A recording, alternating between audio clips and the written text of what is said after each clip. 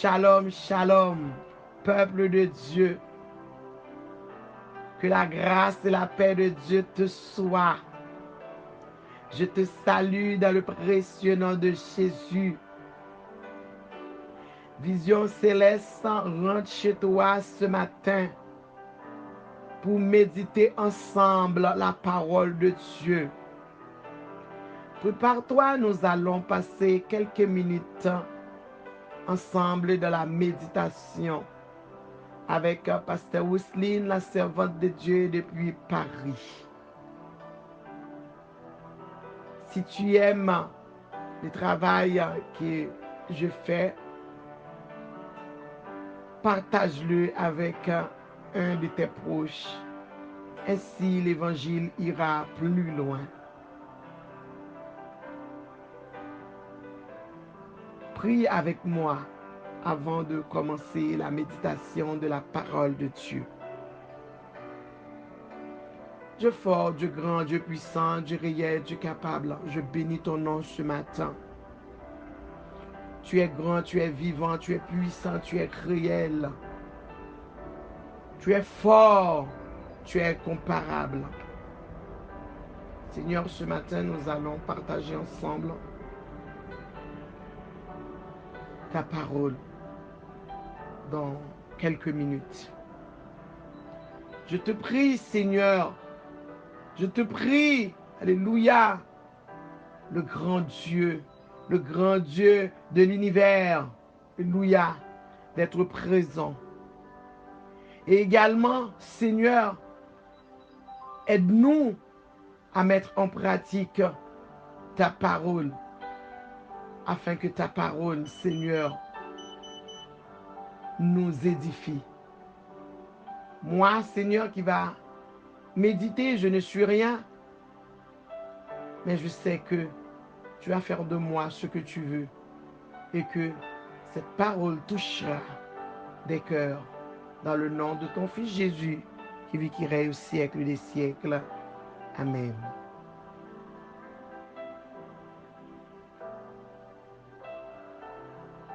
Ouvre ta Bible avec moi dans le livre de Jean, chapitre 14, le verset 1er, qui dit ceci. Que votre cœur ne se trouble point, croyez en Dieu et croyez aussi en moi qui est Jésus-Christ. Le thème de notre méditation de ce matin, c'est que ton cœur ne se trouble point.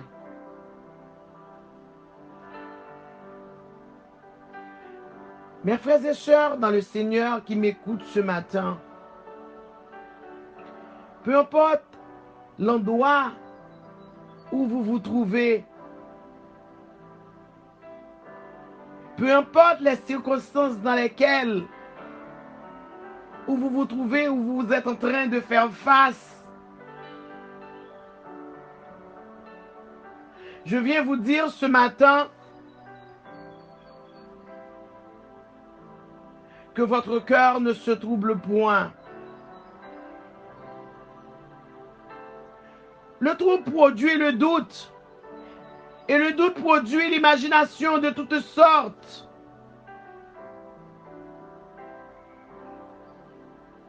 Mes bien-aimés dans le Seigneur,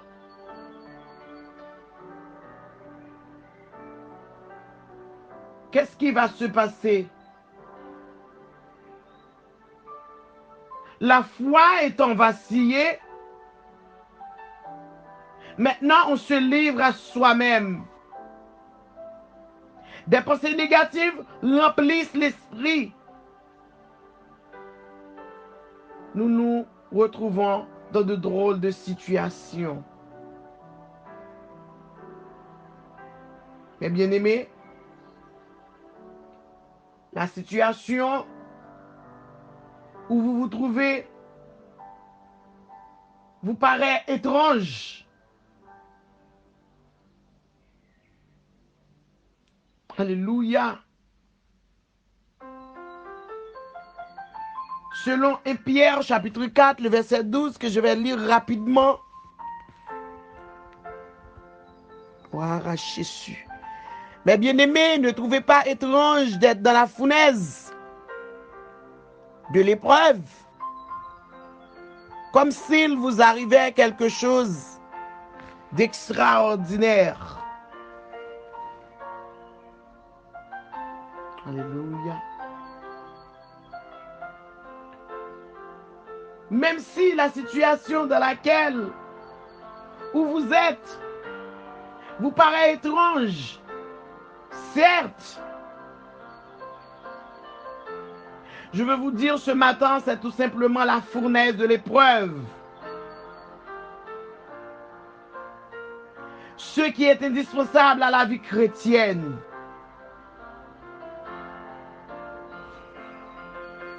Ce matin, tu passeras par la fournaise, ma sœur. Ce matin, tu passeras par la fournaise, mon frère. Et je veux te dire, cette fournaise dans laquelle que tu te trouves, qui te paraît étrange, c'est tout à fait normal. Alléluia. Peut-être dans tes pensées, tu es en train d'imaginer, mais qu'est-ce qu'elle raconte, la servante de Dieu? La fournaise, ce n'est pas pour les chrétiens. Les problèmes, ce n'est pas pour les chrétiens. La maladie, ce n'est pas pour les chrétiens. Les déceptions, ce n'est pas pour les chrétiens. C'est tout ce qui représente la fournaise ardente. Cette fournaise dans laquelle où tu te trouves, c'est l'épreuve que tu es en train de passer pour être qualifié pour le royaume de Dieu. Pour qualifier ta capacité en tant que servante et serviteur de Dieu. Alléluia. Bannis le trouble dans ta vie. Bannis le trouble dans ta vie. Alléluia. Pour empêcher que les doutes, l'imagination de toutes sortes règne dans tes pensées. Mais bien aimé, quand on commence à penser à des choses négatives, on ne va pas avoir envie de faire non plus des bonnes choses, mais des mauvaises choses. Et ces mauvaises choses vont détruire notre vie spirituelle. Ce matin, le message est lancé. Il faut détruire, déraciner le trouble avant qu'il produise le doute, l'imagination de toutes sortes. Peuple de Dieu, sache que si tu es vraiment un enfant de Dieu, que ta victoire est imminente. Alléluia. Crois-tu à cela ce matin? Ta victoire est imminente. Alléluia. Si quelqu'un croit à cela, qu'il répète, ma victoire est imminente. Ta victoire est en route et ne tardera pas à venir. Peu importe ce que disent les gens, peu importe ce que font les autres, n'empêcheront pas ta victoire. Alléluia. Parce que c'est Dieu, alléluia, pardon, lui-même qui va te donner la victoire. Gloire à Jésus. Parce que nous servons un Dieu fidèle. Combien de fois dans nos soucis nous sommes infidèles à Dieu? Nous croyons que nous pouvons nous en sortir tout seuls. Mais heureusement que nous servons un Dieu fidèle. Alléluia. Alléluia. Gédéon s'est trouvé dans une situation déplorable. Pensait qu'Israël était complètement abandonné de Dieu. Quand Dieu lui dit, vaillant héros, l'Éternel est avec toi. Même ils ne le croyaient pas. Je veux te dire ce matin, tu es un vaillant héros, tu es une vaillante héroïne et que Dieu est avec toi.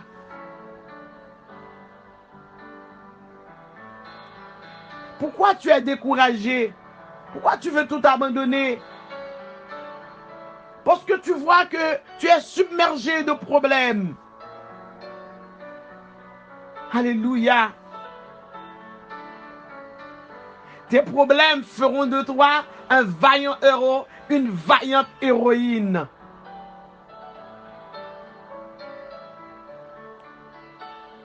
C'est Dieu même qui va le déclarer.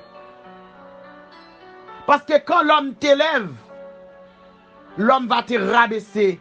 Mais quand Dieu t'élève, alléluia, même si l'homme fait tout pour te rabaisser, il ne pourra pas. C'est vrai, il pourra mettre de l'eau dans tes yeux. Il pourra mettre de la tristesse dans ta vie. Mais les jours viendront, alléluia, alléluia, il abandonnera parce que les jours de ta victoire est proche. Gloire à Dieu, merci Seigneur. Oui, Gédéon pensait que tout était fini. Il n'y avait plus d'espoir. Dieu lui a dit, vaillant héros, l'Éternel est avec toi. Dieu lui a ordonné de délivrer Israël. Alléluia. Mais, souvent Dieu nous ordonne de faire quelque chose. On imagine tellement de choses. On imagine ce que pensent les gens. Moi, je ne suis pas connu. Je ne suis pas d'une grande race. Je ne suis pas intellectuel.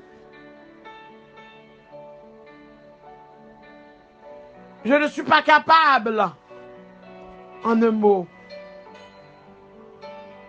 Eh bien, c'est ce qui s'est passé avec Gédéon. Quand Dieu lui avait ordonné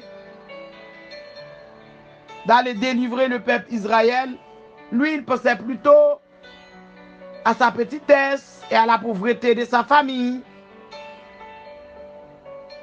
Mais je veux te dire, quand Dieu veut t'utiliser, il ne regarde pas ta situation financière.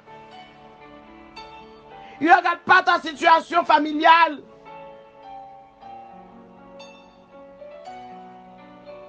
Il ne regarde pas ta situation sanitaire. Alléluia.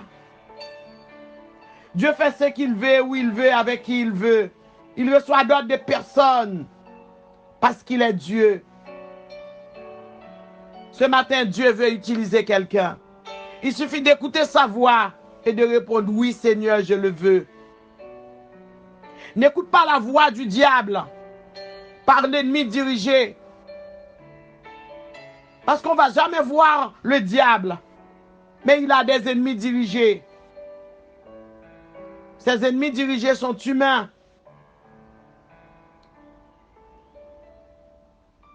Ce sont eux qui vont te décourager pour te dire abandonne, laisse tomber, il n'y a plus d'espoir, c'est fini. Mais avec Dieu, rien n'est fini. Je viens de dire, ça vient de commencer. Dis alléluia à l'ami qui se trouve à côté de toi, à ton frère, à la personne que tu vas partager cette méditation. Ça vient de commencer. Dieu n'abandonne jamais ses enfants. Aujourd'hui, tes parents, tes enfants, tes amis peuvent t'abandonner parce que tu te retrouves dans une situation. Mais je te dis, peu importe la situation, Dieu ne t'abandonnera jamais. Et quand je dis peu importe la situation, il ne faut pas confondre des bonnes situations et des mauvaises situations. Il y a des situations dans lesquelles tu te trouves, il faut vraiment sortir de cette situation parce que ce n'est pas ta place. Alléluia. Il faut bannir le doute. Quand tu as les doutes, tu penses que c'est le frère qui te fait quelque chose. Quand tu as les doutes dans ton cœur, tu penses que c'est la soeur qui te fait quelque chose. Quand tu as les doutes dans ton cœur, tu penses que c'est le diable racial.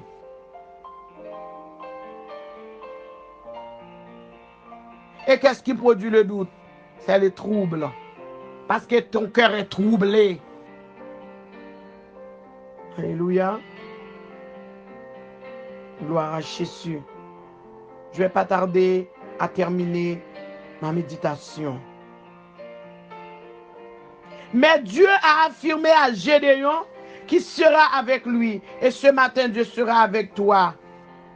Et il va délivrer Israël de la main des Madians en le battant comme un seul homme. Vous allez trouver la référence dans Juge chapitre 6, verset 12 jusqu'au verset 16. Ce matin, avant de te quitter, je veux te dire, n'appelle pas conjuration ce que les autres appellent conjuration. C'est quoi la conjuration? C'est le complot qu'on va trouver dans Ésaïe chapitre 8, le verset 12. Alléluia. Que ton cœur ne se trouble point. Crois en Dieu et crois en Jésus-Christ. Au nom de Jésus. Amen.